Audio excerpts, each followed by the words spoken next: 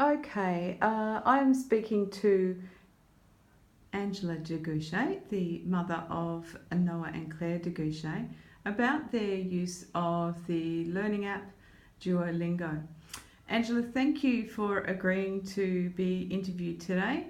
I'm really interested to know your experience of watching Noah and Claire use the Duolingo app to learn French.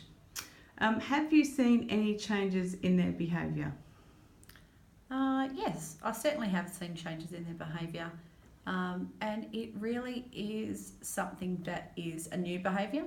It has become a daily behaviour where the children both are keen and excited to want to go onto their devices to say, Mum, look, can I have Duolingo time? They fitted it into their already routines. They have a preference for doing it in the mornings and they like to do it once they've had breakfast. So once all of their necessary jobs have done, they'll say, let's find a quiet space and do this. So they voluntarily want to learn more. They voluntarily want to succeed in new levels. I see them happily going on their device to access a program that I find to be beneficial as a parent, where I can very clearly see the way that the process is set up for learning and the way that I can see pair matching and being able to speak in French as well as link it back to English. So it seems that the children, from what I can glean, set their own goals.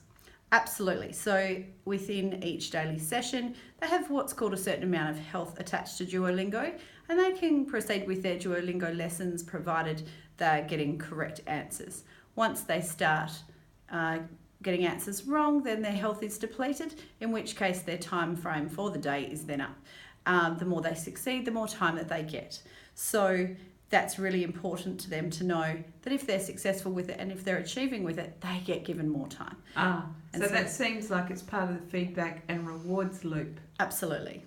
So that seems like that is a cycle that's perpetuating and rewarding good behaviour and ongoing learning. And the children are very aware that if they are successful and they do succeed in getting the correct answers and they do focus and concentrate, they are happy to have as much time on there as they possibly can until their health is depleted. So their target is to stay on Duolingo learning each day longer with each subsequent day to achieve more than just one level. The levels are very achievable in that they're, say, 10 questions each, rather than feeling like that's ongoing over and over. The children are not getting bored. So it seems that as they work through the program that they're doing a fair bit of problem solving. Absolutely. So they have to work out when they do have a wrong answer, that they then are very focused on looking at what the correct answer should have been, so that when that answer comes back on and they do need to show their learnings and understandings, they are then given the opportunity to successfully get that answer correct. Now, is there anything about them learning in a safe environment? How important do you think that is? Oh, look, that's essential. As a parent, that's really what all parents are aiming for when they choose particular apps for their children.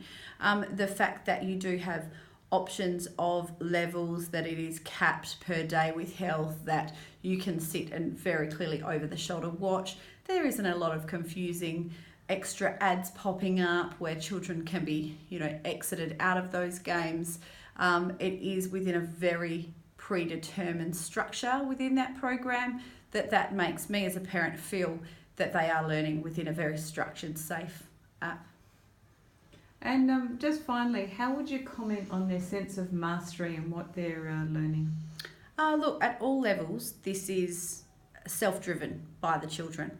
They access their iPads themselves in that they can log on, they have their own targets, they work on their own individualised program, they do it because they want to.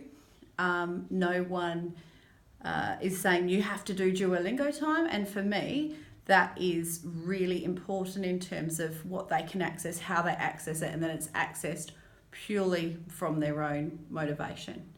Now, you've also got your husband is French and you have your French in-laws visiting at the moment. Has that been helpful in the kids practicing their French when they're not using the app? Absolutely. So they were outside playing yesterday and they had a game. It was a piggy in the middle style game, and they had to say, I am a, and that was a fruit. So, je suis banane, je suis pêche. And they had to come up with as many words as they possibly can, coming from Duolingo, but also coming from the experience that their grandmother could, their mammy could bring and add extra words. So they're extending their vocabulary in play, nothing to do with the device. So it is having the knock-on of having practical application in the fun way that children repetitively learn. So that je suis, I am, is solidified for both of them in a really fun way out of the app. And that was really pleasant. So would you recommend other parents, if their children wanted to learn another language, would you recommend Duolingo? Absolutely. I haven't got any reservations in recommending it. It has been successful for my children, and because they have someone to practice with and on and through the application of Skype, they have every reason to learn it. And this has been really a positive experience. So definitely I would recommend it for those reasons. Excellent. And I should have mentioned before too, Angela, that you are a primary school teacher. Would you consider using it in a classroom environment? Definitely. I think because the levels are very structured and you find that it will tackle adjectives or phrases or fruit or automobiles or animals, you could really tailor it to your class as building on what they already know. So it would then be practice for what has been already taught, and it would be really helping them to cement what they were learning within the classroom environment in a different forum. And finally, if we compare, say, the needs of extrinsic or intrinsic learners, what's your feeling about what learner group it would appeal to most?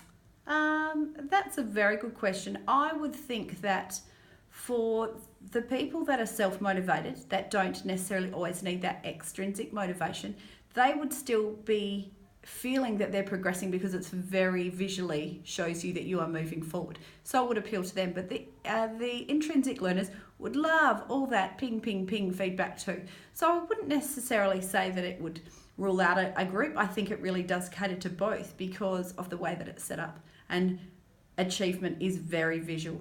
Okay, fantastic. Thank you so much for sharing your views, observing your children using Duolingo, and I wish them and you every success in the future. Thank you.